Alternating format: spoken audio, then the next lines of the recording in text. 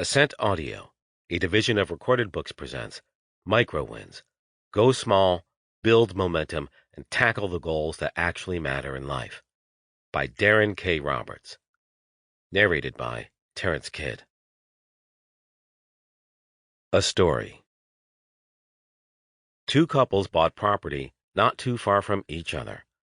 One of the men had just turned 30. He and his wife had always dreamed of having a second property. The couple boasted high-paying jobs, had quickly scaled their career ladders, and with extra cash on hand, they decided to buy 20 acres in the mountains.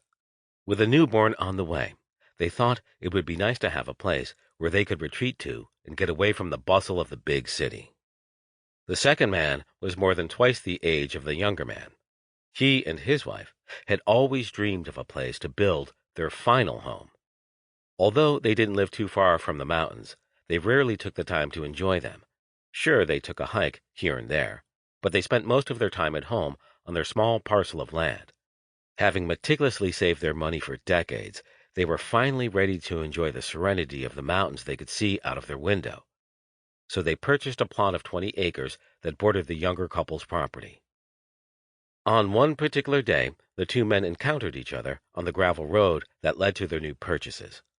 One drove a beat-up pickup truck, and the other drove a shiny new Jeep that he'd rented at the airport. As the two trucks neared each other, the two drivers slowed to a stop. "Looks like we're neighbors," said the young man to the other as he rolled down his window. "My name is Jim. I just flew in to check out the property. My wife and I live in New York." "It's a pleasure to meet you, Jim.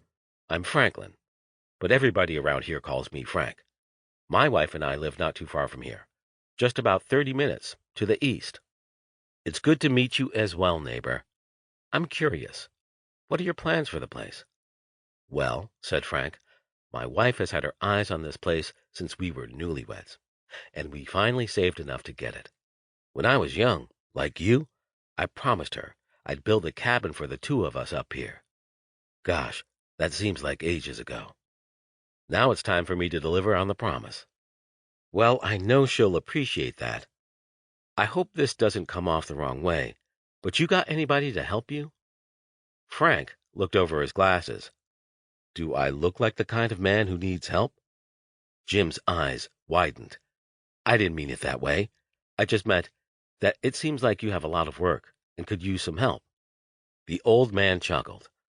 "Well, as a teenage boy, I used to help my uncle build houses in these mountains when all of the city folk decided that one house was..." Sample complete. Ready to continue?